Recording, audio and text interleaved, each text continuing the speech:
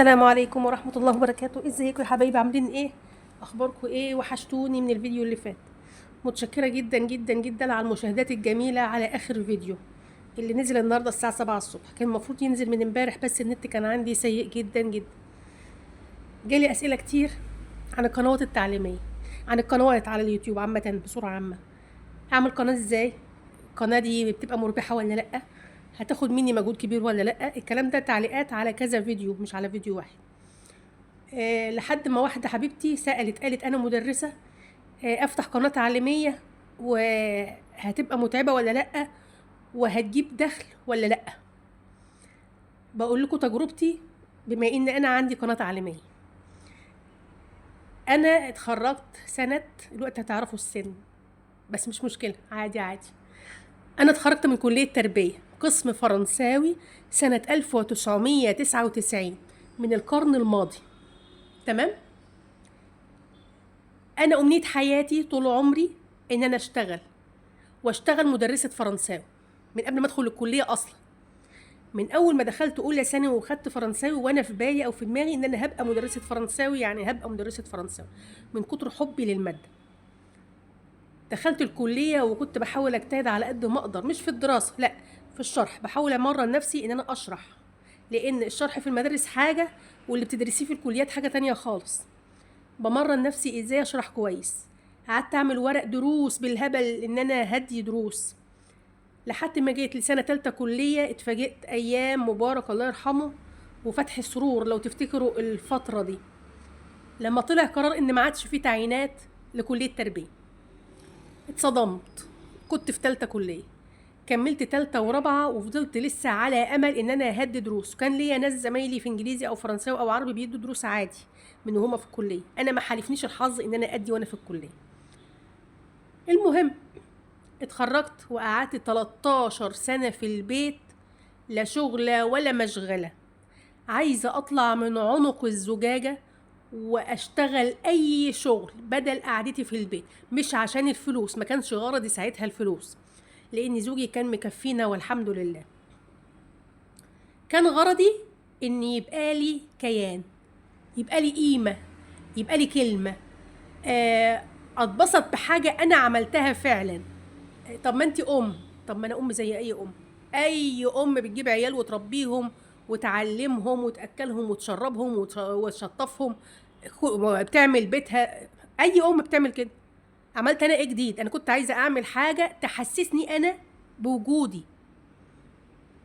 المهم قعدت 13 سنه اعافر ان انا اشتغل، مفيش اي فايده. مدارس خاصه وقدمت، ومفيش فايدة طبعا. هي المدارس الخاصة دي لازم وسايط، لغات، وقدمت ورق دروس وعملت بالهبل وما اديتش ولا درس. دورت على النت في كل المجالات ان انا اشتغل ومفيش اي فايدة.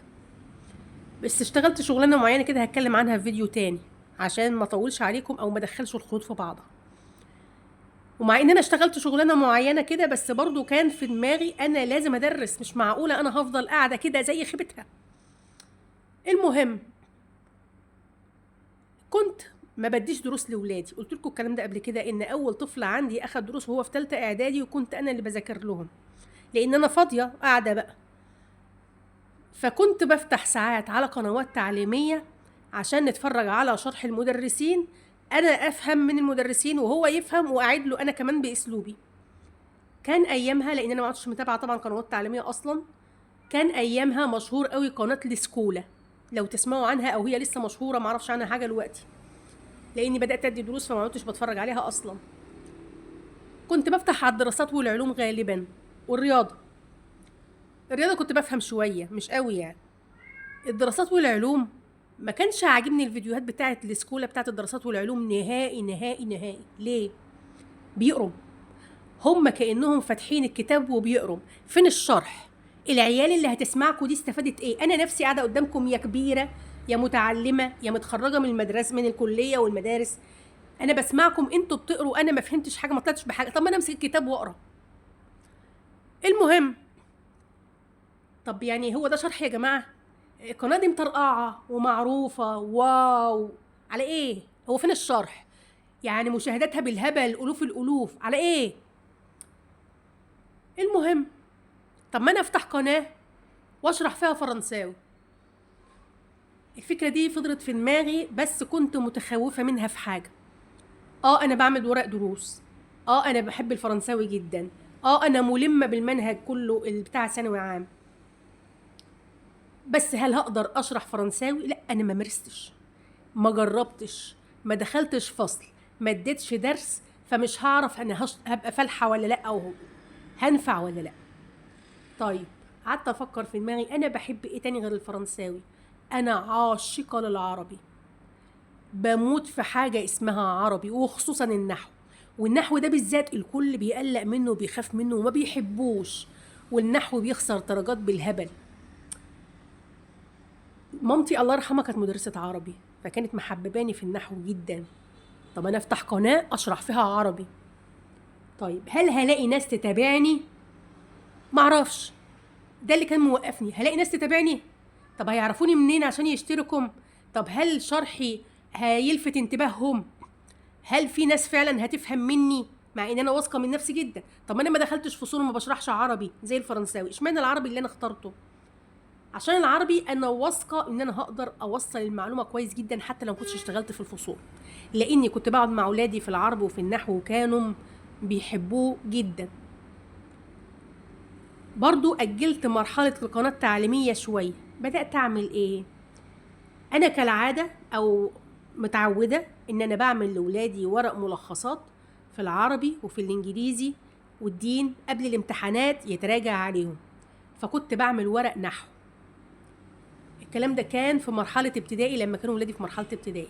المبتدا، الخبر، الفعل، المفعول، المضاف اليه، كنت بعمل لهم ورق نحو. كل درس في ورقه واحده بس، الفاعل في ورقه، المفعول به في ورقه، المفعول المطلق في ورقه، المفعول لاجله في ورقه، المضاف اليه في ورقه، وهكذا. ما كنتش بشرح زي ما الناس بتشرح على قنوات اليوتيوب، لا، كنت بكتب باللغه الفصحى، اللي مش لغه الكتب، اللغه الفصحى، لا، اللغه العاميه. لو شفت الكلمه الفلانيه هختار كذا، لو شفت الكلمه الفلانيه هعربها كذا، زي ما انا بقول لكم كده كنت بكتب. كنت مشتركه في قنوات تعليميه بالهبل، صفحات تعليميه على الفيسبوك بالهبل، عشان بجيب منها ورق وحاجات تساعدني في مذاكرتي لاولادي، لاني ما كنتش بدي دروس وانا اللي قاعده. قلت طب وليه انا ما انزلش الورق اللي انا بعمله ده على الصفحات التعليميه اللي في الفيس واشوف الوضع ايه؟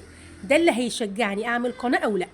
طولت عليكم، بس هي مقدمه لابد منها عشان اي حد عايز يفتح قناه تعليميه يفكر في النقط دي كلها الاول. نزلت ورقه بالفاعل على صفحه من الصفحات اللي على الفيس، ونمت بالليل، ونمت صحيت لقيت عليها اكتر من 200 اعجاب وتعليقات بالهبل. كله بيشكر في الورقه، وكله طالب دروس معينه. كل واحده تدخل طب اعملي لي ورقه بكذا، طب اعملي لي ورقه بكذا. الله، طب ما انا كويسه اهي يا ولاد، يعني ممكن القناه التعليميه تعمل حاجه، ما علينا نصبر شويه. لقيت اكتر الحاجات المطلوبه المفعول به، قمت منزله ورقه بالمفعول به، تفاعل اكتر. نزلت على صفحات كتير، لقيت التفاعل بيزيد، الاعجابات بتزيد، التعليقات بتزيد. اتبسطت بنفسي جدا، اخيرا انا هبدا احس بنفسي ان انا عملت حاجات اهي انا بعملها ومجانا ما باخدش منها فلوس، يعني انا ما كانش هدف الفلوس في الموضوع اصلا. انا لازم اعمل قناه تعليميه بعد اللي حصل ده، او بعد اللي شفته ده انا لازم اعمل قناه تعليميه. قعدت مع جوزي اقنعه بالفكره، طبعا هو ما يعرفش الليله دي او مش في باله ان انا ممكن افكر في حاجه زي كده. وانا بلاص في التكنولوجيا، لا اعرف اعمل قناه ولا اعمل مونتاج ولا اصور ازاي ولا الاضاءه ازاي، ما اعرفش غير ان انا امسك ورقه وقلم واشرح وبس. يهديك يرضيك، وقعدت احاول يمكن 3 ايام كل يوم اقنعه مفيش فايده. وريته بقى البوستات اللي انا منزله فيها الورق بتاعي والاعجابات والطلبات عن الناس اللي طالبه دروس تانية والحاجات دي. بدا يقتنع سيكا. قلت له هقول لك على حاجه، احنا هنعمل تجربه، اعمل لي قناه تعليميه وانت اللي هتمسك لي القناه، المونتاج، الاضاءه، اصور باتجاه ايه، اعمل ايه، انا عليا اشرح، والارباح اللي تيجي بالنص. هنعمل فيديو واحد مضاف اليه لانه بيلخبط ناس كتير جدا، بتتلخبط فيه ما بتعرفش تطلعه. هنعمل فيديو واحد المضاف اليه، ده اكتر فيديو اتطلب مني في كل الصفحات التعليميه. وهحط انا لينك الفيديو ده في عند الناس اللي طلبوا مني الصفحه التعليميه الشرح المضاف اليه، ونشوف الفيديو جاب مشاهدات نكمل، ما جابش مشاهدات ما خسرناش حاجه. اقتنع. طبعا قعدت ازن كل يوم، ازن. الستات هي مهمتهم مع رجالتهم ايه؟ الزن. لان هو اقتنع، بس عارف فين بقى اللي ايه؟ طب بكره، طب بعده، زي ما خلطي يبوظ كده، ويعني يبقى بكره وبعده والاسبوع الجاي والشهر الجاي والسنه الجايه وهكذا، لان ايده مش في الحاجه يعني. المهم فين وفين عمل لي القناه التعليميه، وقمت انا بقى عامله ورقه بالمضاف اليه، ما كنتش لسه شرحته لاولادي نفسهم، وقمت قاعده مع اولادي وقمت شرحه لهم المضاف اليه. فاهمين؟ اشرح الكلام ده على اليوتيوب، اشرحي. متاكدين ان تمام. يعني انا جربت في ولادي قوي، وقلت له بقى ايه، ظبط لي واعمل لي اصور. قعدت في الصاله اصور واسجل، وهو كان قاعد في الاوضه مع الولاد، حتى كان صوتهم طلع في الفيديو، لان في الاول طبعا ما كناش واخدين بالنا ان في حاجات كتير لازم تتظبط. عملت وشرحت المضاف اليه ونزلته، وهو نزله لي على القناه الساعه 11 او 12 بالليل. هو بقى نام، وولادي ناموا عشان المدارس، وقمت انا قاعده بقى ساعتين تقريبا من 12 لحد 2 على الصفحات اللي على الفيس، الصفحات التعليميه، احط الرابط واقول لهم يا جماعه اتفرجوا على المضاف اليه وقولوا لي رايكم. لو عجبكم الفيديو اشتركوا في القناه، رابط القناه كذا ورابط الفيديو كذا. وقمت لحد الساعه 2 وقمت نايمه، وقلت انا ايه، هسيبها على ربنا واللي يحصل يحصل. نمت. قمت الساعه 7 الصبح، يعني انا الفيديو نزل الساعه 12، قعدت لحد الساعه 2 اشيره على الصفحات التعليميه. نمت وصحيت الساعه 7 الصبح، يعني من بعد ما الفيديو نزل ب7 ساعات لقيت 600 مشاهده. اول فيديو اعمله في قناه لسه فاتحاها، 600 مشاهده واكتر من 55 تعليق واعجاب. قلت الله اكبر، حلوه قوي، انا كده هكمل. صحيته، قوم شوف اللي حصل، شوف مراتك، شوف انا عملت ايه، اصل انت كنت خايف، اصل مش عارف ايه، بص وشوف. اقتنع. بقيت كل يوم انزل فيديو. على فكره القناه دي لسه موجوده حتى الان على اليوتيوب، بس انا موقفه فيها بقالي سنين، بس هفتح غيرها يعني.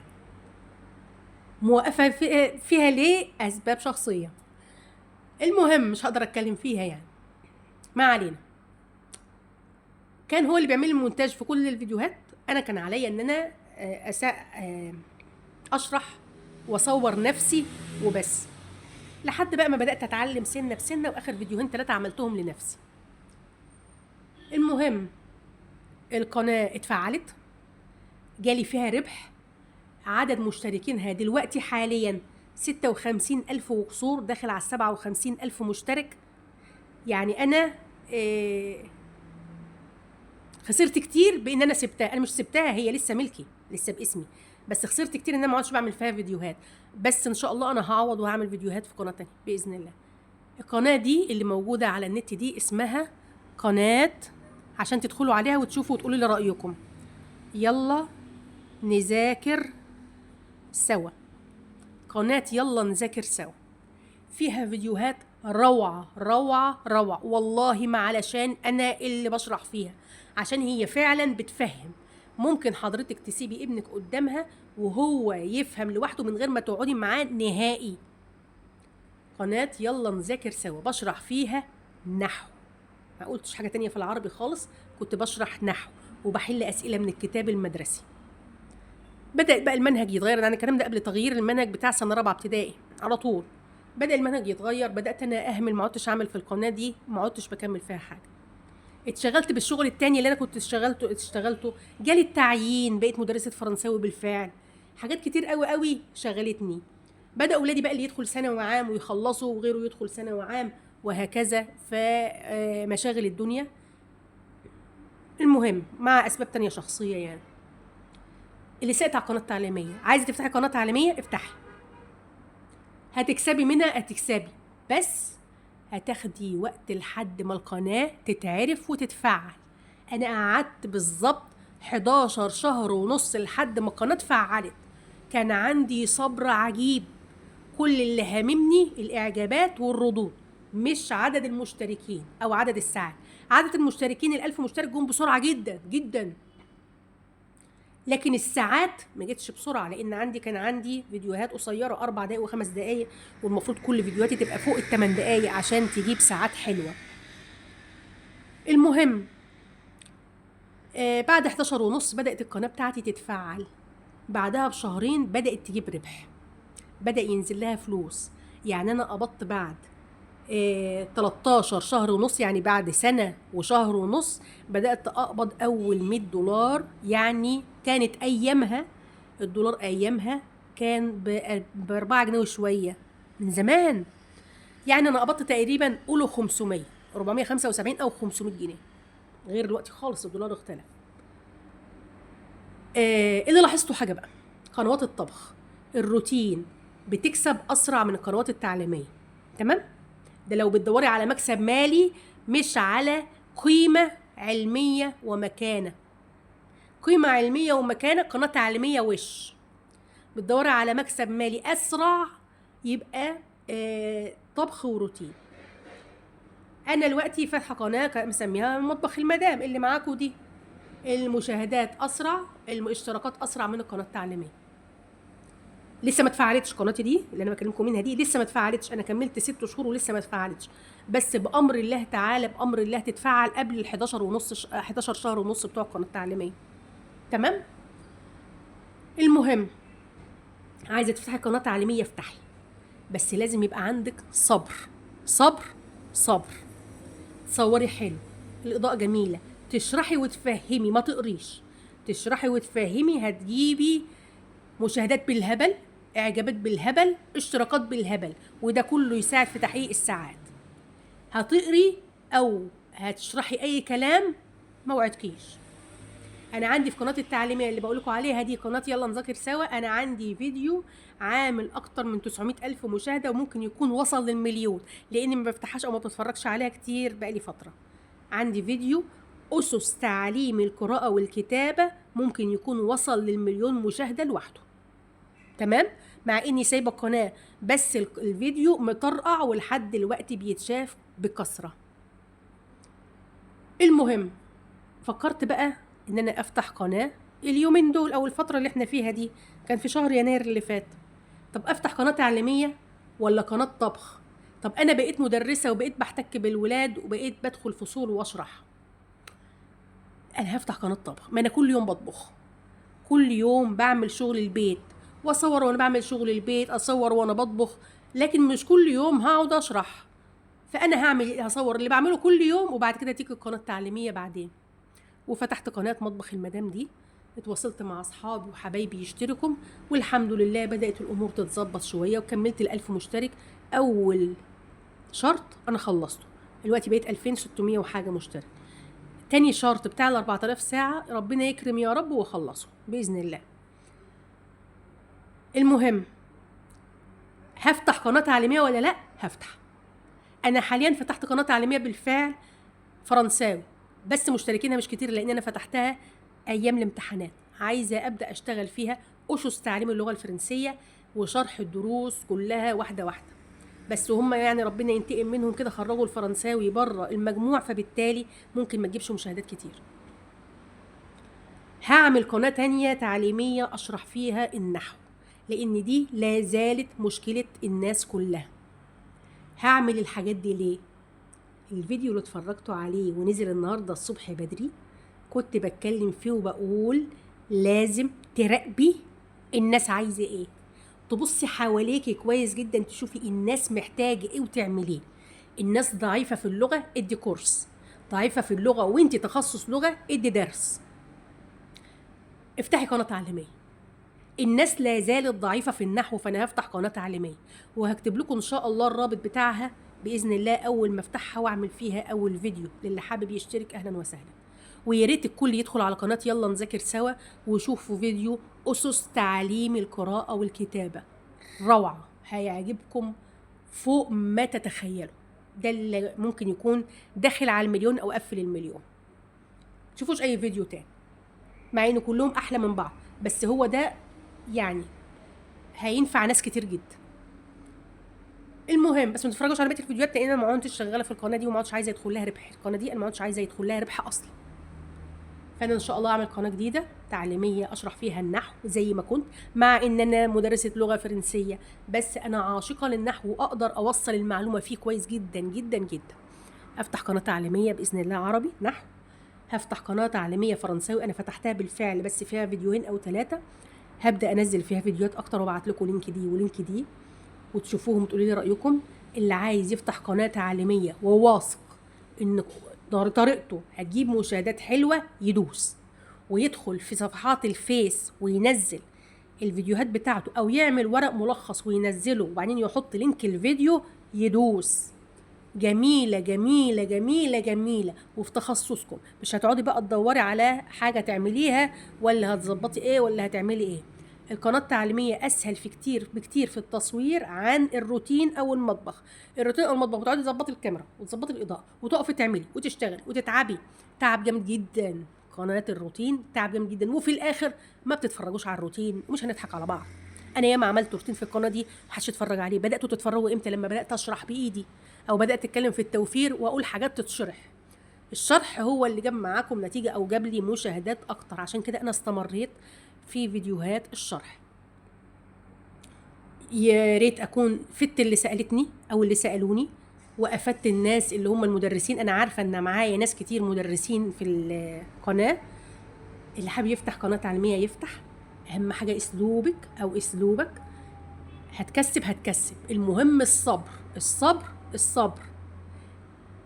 ما تتسرعيش على المكسب، ما تقوليش لا ده انا مشاهداتي قليله، لا ده انا لسه ما كملتش حاجه من الشروط، لا ده كفايه عليا كده بقى انا تعبت، لا لا لا لا، طالما ما بتجيبليش حاجه خلاص. دي قناه انت بتصرفيش عليها، قناه تعليميه انت بتصرفيش عليها زي قناه الروتين والطبخ. كل شويه تشتري حله، لا طبق، لا مش عارف مغارف ايه، لا مطابق ايه، عشان يبقى شكل القناه حلو وشكلك حلو والكلام ده كله يجيب مشاهدات. قناه تعليميه انت كل الموضوع ورقه وقلم فولو ماستر عشان يبقى باين الكتاب بس، مش هتتكلفي وهيجيلك عائد ان شاء الله. اسفه اني طولت عليكم، يا ريت الفيديو يكون مفيد. طبعا الفيديو حصري، انا شارحه تجاربي الشخصيه في القنوات التعليميه، مش مقلده من حد، واتمنى ان محدش ياخده والا هقلب الدنيا. اتفقنا؟ ما تنسوش اللايك، ارجوكم اللايك وشير. اهم حاجه عندي الشير عشان اكمل الشروط، وهعمل لكم هعمل جوائز كبيره قوي. انا ناويه ان شاء الله ربنا يكرمني اكمل الشروط، ومن اول قبض هبدا اعمل مسابقات للناس واديهم جوائز كتير قوي. اتفقنا؟ يلا هسيبكم بقى ان شاء الله، اشوفكم الفيديو الجاي. مع السلامه.